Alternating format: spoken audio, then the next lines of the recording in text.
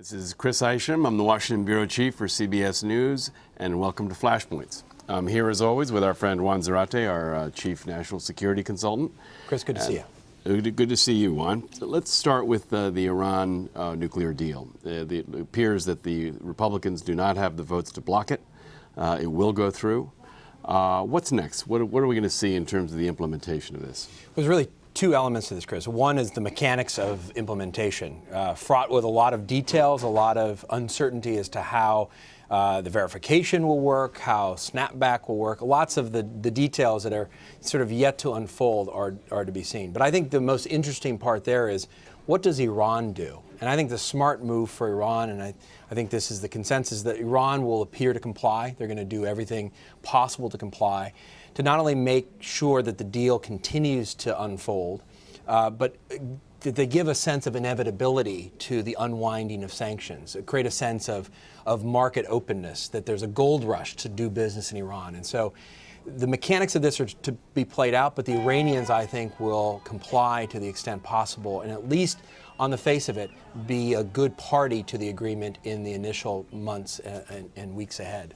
And there are two sides of this in terms of the possible economic revenue for Iran, correct? One is the lifting of the sanctions and the making available the cash that has been frozen in their accounts, which is roughly $100 billion plus. 100 to 150 billion. And I also think, Chris, there's probably going to be more money out there that has been frozen or locked in transition because of all the designations of Iranian individuals and entities.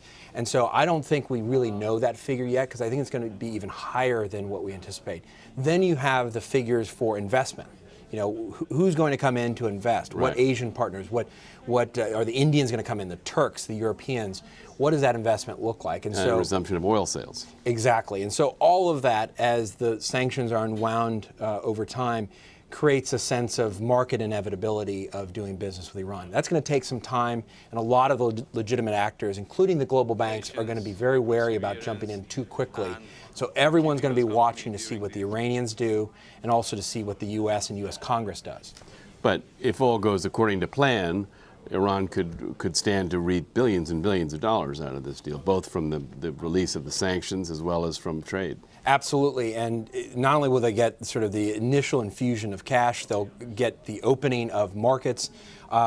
Their economy has already sort of been helped by the temporary relief that had been given during the negotiations. So the expectations from market experts is that the economy will grow further, and certainly the regime will be in better economic health than it has been.